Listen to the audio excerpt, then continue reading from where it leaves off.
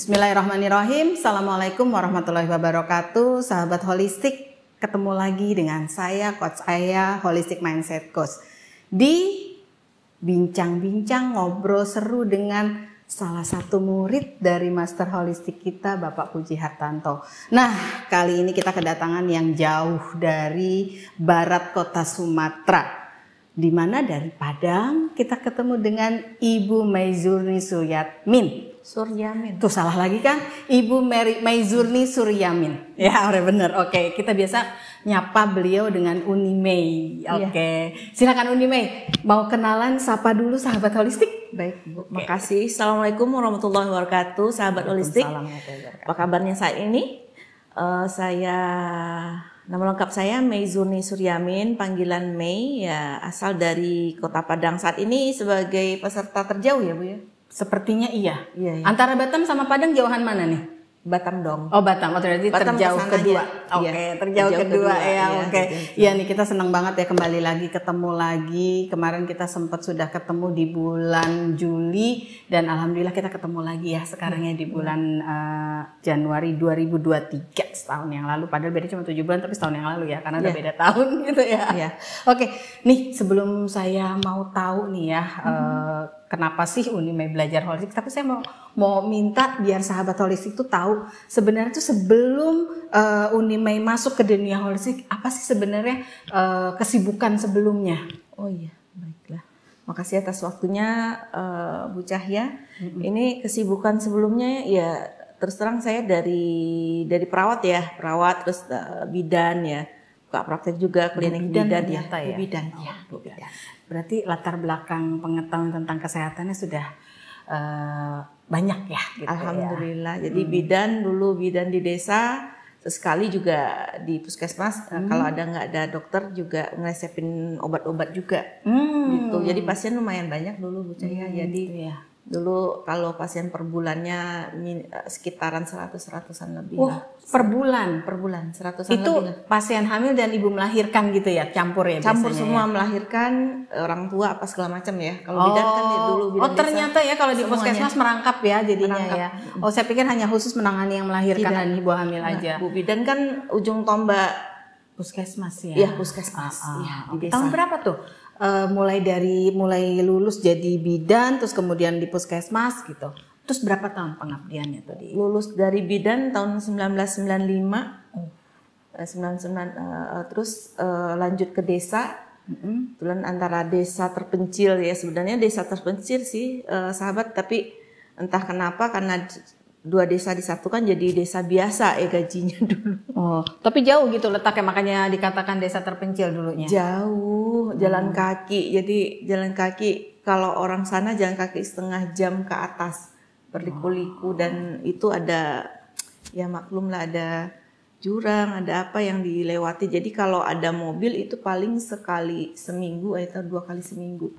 Itu pun ada jam-jam tertentu ya nggak tiap hari ya, paling 2 kali dalam sehari itu 2 kali atau 3 kali. Berapa lama tuh pengabdian di puskesmas di desa terpencil?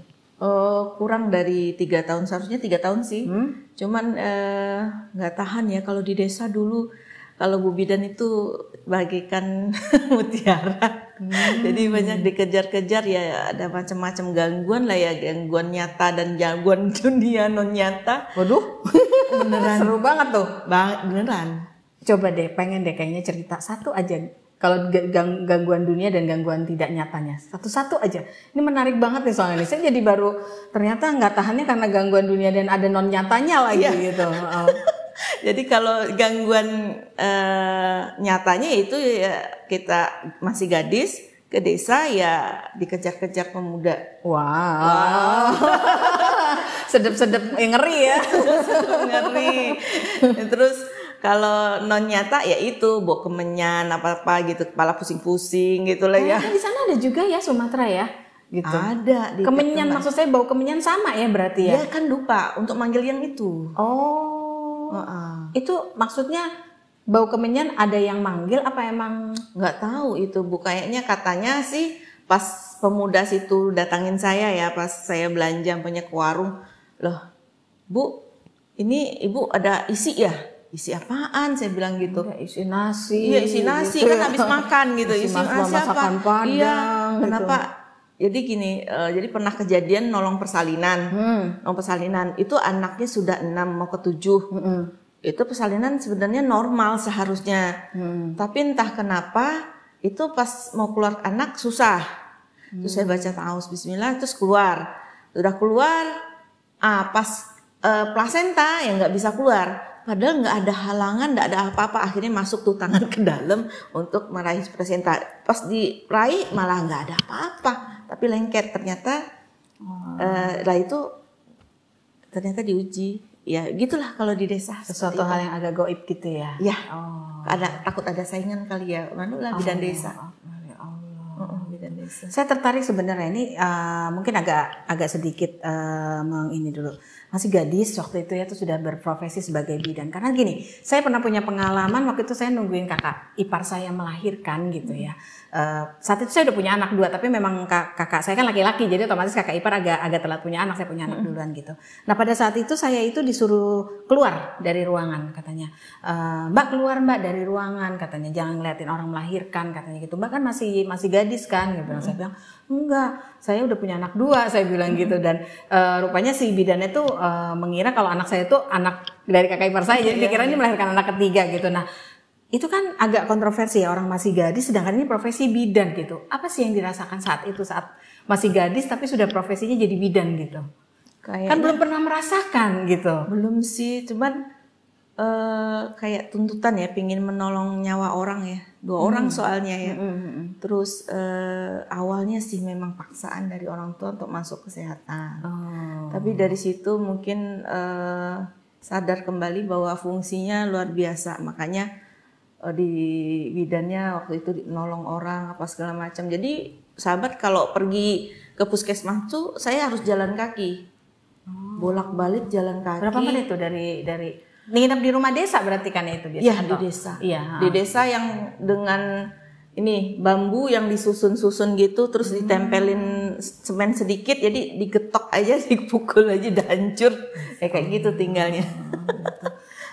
Jadi nggak apa-apa sih sebenarnya anak gadis, cuman kalau orang nggak biasa ya takut jadi trauma. Tapi, nah itu kenapa saya jadi akhirnya juga berpikir saya disuruh keluar, takut trauma gitu kayaknya. Takut trauma, tapi bagi kita bidan ya sedikit pengalaman ya, anak saya juga besar-besar, alhamdulillah nggak ada robekan apa jahitan ya karena kita kan cara ngedennya kita sudah paham, udah punya ya. ilmunya. Tapi waktu itu dijalankan dengan biasa aja gitu ya. Tadi saya agak sedikit tertarik gitu.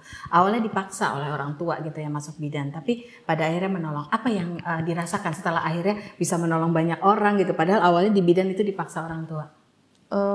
Mungkin bercita-cita dari kecil ya, kan tomboy ini. Apa tuh cita-citanya? Kuat. Oh. Tadinya pengen jadi kuat ya gitu ya. Jadi kuat tapi nggak bisa. Jadi malah perginya ke sana kan suatu profesi yang kayak agak tubrukan, yang satu perlu kelebutan, yang satu penuh kekerasan. Maksudnya harus strong gitu ya. Tapi disitulah nampak ketika kita jadi bidan desa, situlah nampak kita harus menjangkau kesehatan sampai pelosok. Itu kebetulan saya kan kalau di Padang itu ada namanya, Sumatera Barat ada namanya Gunung Merapi. Jadi saya di kaki Marapi gunung. Ya? Merapi. Oh tetap dibacanya Merapi juga ya. Sama? Oh. Jadi saya pikir Marapi karena Padang. Jadi tetap di kaki Gunung Merapi itu kita harus jalan ke sana. Jadi saya agak di bawahnya dikit. Jadi dia biasanya bertani di kaki-kakinya, di tengah-tengahnya harus jalan ke sana ya kalau di sana. Ya, jadi luar biasa perjuangannya. Menyadarkan masyarakat tentang pentingnya kesehatan, higienitas, penyuluhan apa segala macam. Sampai mereka juga kalau melahirkan manggil orang gitu ya gitu. Yeah. Oke, ya luar biasa ya pengalamannya ya gitu. Saya tidak pernah soalnya mengalami kayak gitu ya. Gitu. Jadi saya kepo aja gitu, jadi pengen tahu. Oke, itu kemudian kan 3 tahun kurang lah ya gitu. Nah, terus apa tuh selanjutnya yang dilakukan? Apa sudah kenal holistik atau gimana tuh ceritanya lagi tuh sampai bisa ketemu holistik gitu? Oh, jadi ceritanya kan setelah ini kan ada kejadian-kejadian yang rada-rada bagaimana gitu, terus digangguin gitu ya, secara verbal apa segala macam. Jadi ada sih, nggak semuanya yang jahat, tapi di desa itu ada yang memang pingin melindungi, ada yang memang usil. Pasti ada lah di tempat ya, ada kita ketemu dua orang macam yang berbeda pasti ya. Pastinya begitu. Ya, ada yang suka dan ada yang tidak suka. Jadi sama orang tua karena terasa sudah agak mengancam dan kita gadis ya udah dijodohin. Dijodohin sama yang ganteng, mau dong. Pinter lagi. Luar biasa ya, itu tahun berapa ya udah ada jodoh menjodohi, padahal kan di tahun itu kan biasanya kan pacaran ya. Gitu ya. Kan saya anak rumahan. Asik gitu. Jadi nggak kenal kalau sebutan sekarang ahwat gitu ya. Nggak kenal ini. Jadi dijodohin sama orang tua ya alhamdulillah cocok gitu, alhamdulillah ya. Jadi ketika dijodohkan lanjut ke menikah, jadi memang pingin pindah ke daerah pinggiran tapi nggak bisa waktu itu karena kita bidan PTT waktu itu, bidan PTT belum kan, keluar praktek ya kalau masih PTT ya? Belum PNS. Jadi PTT itu kita harus patuh sama yang di atas, jadi situasinya sudah nggak bagus, terus kita pindah nggak bisa, akhirnya ya terpaksa keluar dari PTT itu. Jadi akhirnya ikut suami. Walaupun dokter manggil-manggil nih butuh ke sana. Jadi kejadian di desa itu udah berulang kali sih. Tapi yang agak pemuda desa mengganggu, tapi yang ke saya agak lebih ekstrim pada yang sebelumnya. Jadi termasuknya yang lumayan aman lah ya di sebenarnya ya gitu ya gitu. Jadi memang harus menikah, baru setelah itu off sama sekali kerjaan. Jadi memang tok ngasuh anak. Berarti udah ya nggak jadi PNS ya, nggak jadi PNS karena udah keluar dari PTT, berarti izin bidan pun juga akhirnya nggak keluar ya? Nggak keluar. Bisa diambil sih sebenarnya. Sebenarnya bisa, cuman nggak dilanjutin. Nggak mau aja. Kenapa nggak urus izin plastik aja, kata teman-teman, kan bisa buka praktek. Cuman suami sering keluar kota, sekali 6 bulan, sekali 3 bulan, baliknya 3 bulan gitu, atau minimal sekali seminggu gitu. Jadi nggak mungkin saya atau saya ngikutin beliau, jadi nggak mungkin untuk bekerja ya. Pada akhirnya memutuskan untuk jadi ibu rumah tangga. Ibu rumah tangga. Jadi setelah ibu rumah tangga punya anak tuh 1, 2, 3, 4, 5, 6. Serius sampai 6. 6 anaknya? Iya, ibu bidan anaknya 6. Luar biasa. Zaman saya tuh udah jarang soalnya anak yang 6 gitu kan ya gitu ya. Zaman Unime juga pasti udah jarang gitu ya. Emang. Biasanya pada senangnya irit kan anaknya gitu. Kalau nggak 2 pasang gitu. Ya, ternyata 6 ternyata 6, gitu ya. Karena nggak puas 2. Nggak puas 2. 2 pasang juga nggak puas ya. Jadi tambah 2 lagi jadi 6 ya gitu. Nggak puas lagi, tambah 2 lagi. Luar biasa ya. Terus gimana tuh sampai setelah vakum ngurus anak gitu, sampai kok tiba-tiba kok kenal holistik gitu? Jadi awalnya itu saya kan orangnya sebenarnya nggak tinggal diam. Jadi anak-anak sudah yang nomor 2 sih sebenarnya meninggal karena ada sesuatu penanganan yang terlambat bagi saya dan ya mungkin ya namanya qadarullah ya dari pihak rumah sakit tertentu sehingga anak tidak bisa tertolong. Jadi yang anak ke-5 itu jarak dengan anak ke-6 itu jarak 6 tahun. Jadi di sela itu saya kan nggak mau diam, jualan apa segala macam gitu, anak di handle juga sendiri gitu ya. Jadi kata orang-orang saya Wonder Woman, jadi gitu pakai motor, hamil, gendong anak, di belakang anak belanja. Wah, sebenarnya super moms banget ya kalau kita bilang ya. Karena suami pergi keluar kota bawa mobil kan, kita pakai motor kemana-mana. Jadi alhamdulillah ya, mungkin itu efek menikah muda seperti itu mungkin kali Bu ya. Tapi dari lebih strong ya. Lebih strong. Dan untuk punya banyak anak tuh kesempatannya besar ya kalau nikah muda ya. Jadi pas itu jadi pas anak ke-6 itu sakit, mulai sakit. Jadi gara-gara itu tadi, jadi karena kebiasaan pingin, kan kita dari nakes nih, jadi pingin dapet sesuatu yang dari lain pada nakes, kita pingin herba. Jadi waktu itu ngambil ya suatu MLM, terus coba minumnya, coba menerapkannya, maksudnya karena pingin hidup sehat kan ya. Mindset waktu itu herba itu adalah sesuatu yang aman untuk dikonsumsi berapapun.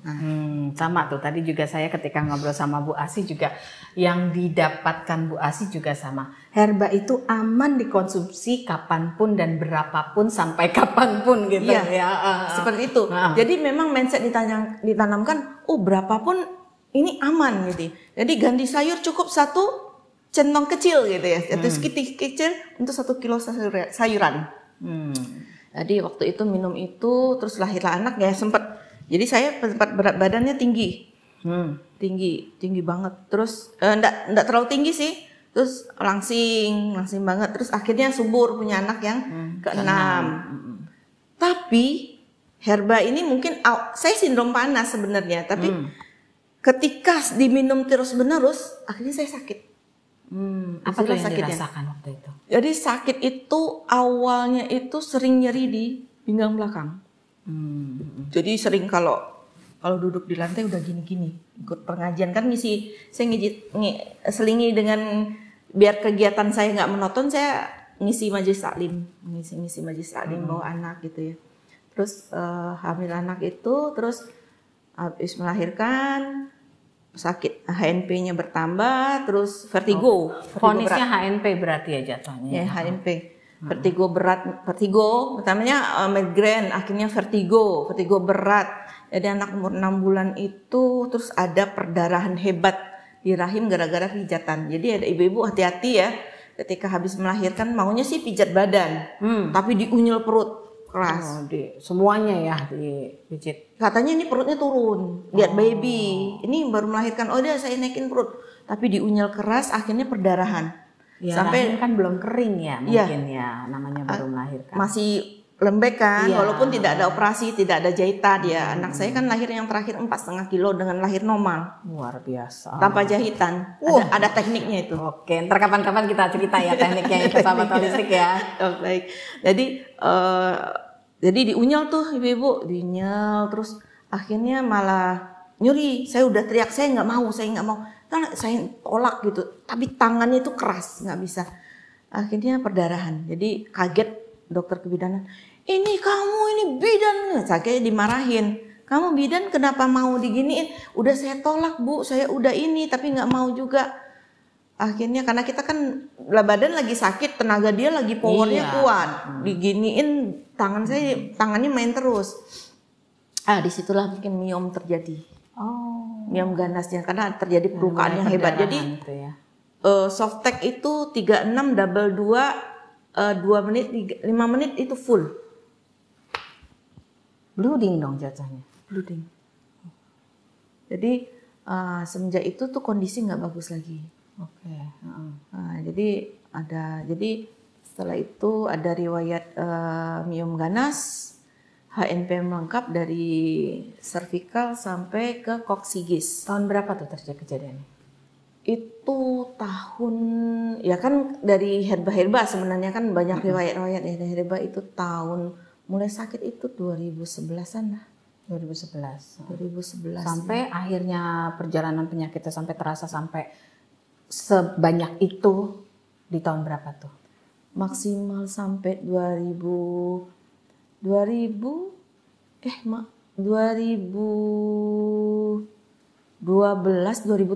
ya enggak salah itu sampai vonis dokter nih kanker ganas dan suruh angkat rahim. 4,5 cm.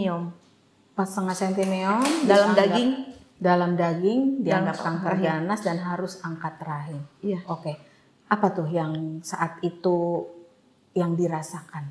Wah, dunia serasa runtuh. Ya bagi perempuan ya kalau kita sudah dibilang vonis angkat rahim itu hal yang paling tidak kita inginkan. Gitu Badan gemuk, HNP lengkap, vertigo hampir tiap hari, kanker ganas rahim. Bayangkan aja, HNP itu harus operasi juga. Operasi rahim besar. Angkat juga. Rahim hanya angkat. Oke. Terus kemudian apa tuh yang kemudian dari tadi dunia serasa hancur, gimana tuh? Kok bisa bangkit kembali pada akhirnya? Jadi seperti ini, karena kenyamanan mungkin ya Allah itu kan sesuai prasangka hambanya. Jadi doanya itu memang kan doanya terus gitu kan ya, karena ikut pengajian ingin jadi orang yang bermanfaat bagi umat gitu ya. Jadi nggak tahu kenapa ini penyakit yang terjadi pada kita itu kan qadarullah ya, nggak tahu. Ya memang faktanya memang karena kesalahan makanan yang tidak toyib ya, maksudnya yang kita anggap herba itu baik dan boleh banyak bagi tubuh, sebenarnya sama Rasulullah kan itu hanya sekedarnya dan perlu dikaji itu apakah butuh sama tubuh atau tidak. Nah, tapi kan ya maklum ya Bu ya, kalau MLM ya ya harus tutup poin ya. Otomatis makan semua makanan yang herba yang semua yang itu tuh gimana tutup poinnya bagus gitu kan ya. Jadi tergiur gitu, terus mindsetnya gitu. Jadi mindsetnya herba itu konsumsi banyak bagus bagi kesehatan. Jadi awalnya nggak apa-apa, aman. Lama kelamaan gitu, saya kayak keropos tulang. Jadi di kelenjar getah bening di bawah kulit sudah benjol-benjol. Jadi kalau dipegang gini, dipijit gini, teriaknya luar biasa. Muka udah kusam, tangan kasar, rambut rontok, udah jelek sih pokoknya. Badan gemuk gitu. Jadi bawaan sehari-hari ya dari jam 10 pagi hanya bisa, kekuatan badan itu hanya jam 9-10 pagi. Siapa itu nggak beres, brek, nggak bisa ngapa-ngapain.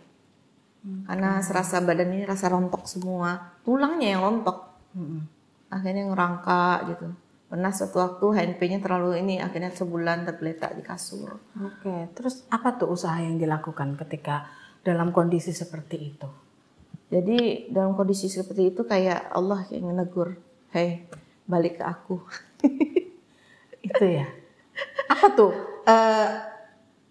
Bisa merasakan teguran itu tuh gimana tuh? Pada saat apa gitu? Mungkin titik balik rasa nggak ada, kan Kia sebenarnya kalau kita nggak ada daya apa-apa ya, bingung mau apa-apa kan Allah bilang tidak ada daya upaya selain pertolongan Allah. Di situ titik baliknya. Mungkin ketika itu waktu itu memang lagi berduit ya, banyak suami lagi jaya-jayanya juga, usaha lah banyak juga, duit masuk tiap hari banyak. Jadi kayak mungkin teguran kesombongan boleh jadi juga. Terus ya banyak hal lah ya. Jadi kayaknya Allah pingin kita dekat. Kan doanya pingin dekat dengan Allah. Ya jadi kayak suatu teguran bagi Allah. Nih kamu harus balik nih, harus pasrah sama aku. Jadi bingung waktu itu sahabat, harus operasi. Kalau diangkat rahim sudah barang tentu, kita wanita hilang kecantikan. Umur waktu itu 35 orang ya. Itu kalau kata dengar kisah-kisahnya itu umur 33 tuh umur kita nanti di surga ya, umur segitu ya, 30-an. 30 lagi cantik-cantik dan energiknya tuh, jadi kuat terus gitu ya. Gitu. Kuat terus. Nah itu ngerasain umur segitu malah justru lagi drop. Lagi drop-dropnya, nggak bisa ngapa-ngapain, jadi berantakan semua. Anak kecil-kecil, kita sakit, terus sama suami ya ini kamu nggak boleh sakit, semangat gitu. Jadi alhamdulillah suami yang menyemangati dan luar biasa ya, beliau membimbing ke agama terus, mengingatkan terus ya. Alhamdulillah sekali, syukur sekali. Jadi lihat beliau lah yakin Allah itu akan beri jalan. Jadi kata dokter nih harus operasi. Tanya dokter lain operasi. Tanya dokter lain operasi. Semua vonis operasi dokter. Semua dokter operasi dokter. Terus akhirnya keputusannya gimana? Jadi entah kenapa terus ada teman yang ngajak MLM lagi, tapi dari situlah saya muncul ketemu guru-guru. Tahun berapa tuh pada akhirnya tuh pertama kali muncul ketemu guru-guru? Itu 2016-an lah. 2016. Gimana tuh ceritanya tuh? Kan diajak tuh ke Malaysia. Oh, malah justru ketemu di Malaysia. Oh, karena dari MLM ini ya justru ya Fadilah. Ya. Wasilahnya ya ketemu sama guru. Gitu ya. Jadi ketemu terus ketemu guru, jadi ketemu namanya Bapak Tata Saputra. Terus Kayaknya saya dari tadi banyak wasilah dari Pak Tata tuh banyak ya. Termasuk saya sendiri sebenarnya tahu holistik dari Pak Tata juga wasilahnya. iya, kangen banget dengan Ayahanda Setata Saputra. Iya. Jadi dari Pak Tata, Bu Mei pas dicek di Malaysia, Bu Mei waktu jadi peserta, Bu Mei Ibu Mei adalah peserta dengan HNP terlengkap kata beliau. Langsung blek. Ini tumor masih dibawa-bawa nih. Tumor masih dibawa tapi yang udah didiagnosa HNP terlengkap ya, karena yang Pak Tata kan crack method ya jatuhnya. Jadi memang yang dicek itu belakang itu ya gitu. Padahal yang kata dokter cuman lubal 45 kejepit sehingga bantalannya robek dan radang. Jadi kalau Pak Tata ngomong brek, terus ya Allah, terus pulang dong ketemu suami, kata bapak HNP lengkap, harus cepat ditangani. Akhirnya itu belajar dengan bapak, suami dan saya belajar dengan Pak Tata. Jadi ke Jakarta? Iya, bolak-balik. Luar biasa. Bolak-balik. Itu yang sama Allah diberikan rezeki, kata Allah, ayo pakai rezekinya buat belajar Iya, gitu belajar. ya. Itu ya akhirnya. Bolak-balik. Oke. Berlanjut dari mulai belajar crack method, holistik 1, holistik, kalau tadi kan saya wawancarin Neng Vivi kan ke situ kan ya. Belajar dulu dari crack method, holistik 1, holistik 2, holistik 3 gitu. Itu dalam 1 tahun tuh per 3 bulan katanya gitu ya. Sama sama Neng Vivi itu. Iya. Jadi pas ketemu Pak Tata, crack method, terus bilang Pak Tata, Bu Mei kan nakes, nih ada Pak Puji bikin pelatihan diagnosa holistik, terus kata suami, diagnosa, bukannya dirimu ini, bukankah kamu orang kesehatan, diagnosa kan memang makanannya sehari-hari kata suami gitu. Terus bilang, ini beda loh kata bapak Pak Tata, beda, coba ya minta izin sama beliau, akhirnya dapat. Wah, jadi awal Februari 2018 kita mulai belajar modul holistik 1A. Kita jadi modul holistik itu 1A, 1B, 2A, 2B, 3A, 3C, SB gitu. Baru modul 4 Kapitas Lekta. Oh, lengkap ya dulu ya. Lengkap. Jadi Bapak tuh kasih ini. Jadi modul tuh bukan satu kayak sekarang, enak banget ya, satu. Kita saya bolak-balik Jakarta Padang. Untuk itu sekali untuk ngobatin diri sendiri, sekalian berobat dengan Pak Tata. Oh iya, rutin ya. Ya rutin, sekali 2 bulan. Sekalian juga belajar gitu ya. Sekali 2 bulan, pernah sekali sebulan. Oke, apa tuh yang dirasakan ketika akhirnya bisa belajar holistik? Yang dirasakan, kan udah jago diagnosa makanan sehari-hari. Iya, makanan sehari-hari. Sekarang gimana tuh begitu ketemu diagnosa holistik gitu? Biasa ngeresepin kalau nggak ada dokter kadang di puskesmas. Jadi kalau itu sampai gini kaget, wow, amazing. Banyak ya semua step yang itu banyak wow-nya ya pasti ya. Jadi pikiran itu kita kan, maaf ya Bu Cahya, dulu pikiran ya itu mungkin salah satunya Allah marah mungkin ya sama saya, bahwa kita dulu tuh nakes ya, pikiran saya sendiri bukan orang naksi yang lain. Pikiran saya apapun itu penyakit gampang diobati. Dengan obat-obatan kimia dan operasi. Itu ya, ada tanda kutip gampang gitu ya. Iya. Dengan itu obat tanpa ngomong Allah. Astagfirullahaladzim. Jadi entah pola, nggak tahu ya, nggak apa ya, apa pikir saya yang salah atau gimana, sehingga saya kadang berdebat sama ipar juga nggak bisa gitu, katanya gitu, harus kata Allah ya gitu. Terus enggak, ya bisa gitu, saya meyakinkan kayak pede gitu. Banget gitu. Pede banget ya Allah. Mungkin itu kali titik baliknya ya, banyak hal-hal yang jadi selain belajar ada satu sentuhan yang membuat Uni tuh harus kembali ke Allah ya, sampai ke akhirnya sadar diagnosa itu benar kata adiknya itu ya, harus jangan gitu, jangan terlalu pede lah kalau kita bilang seperti itu. Ternyata itu tadi ya, jadi memang sambil Ma'ansur kayak gitu tuh kan, saya kan waktu itu baru menikah sama suami, terus ngomong kayak gitu, terus ya baru menikah suami, terus sama suami ya ikut disuruh ke pengajian karena memang otaknya liberal banget sih waktu itu. Ya Allah ya Rabbi. Jadi itu titik balik benar-benar perubahan bukan cuma masalah keilmuan ya, tapi secara spiritual juga akhirnya ketemu titik balik ya pada saat ketemu holistik ya. Pada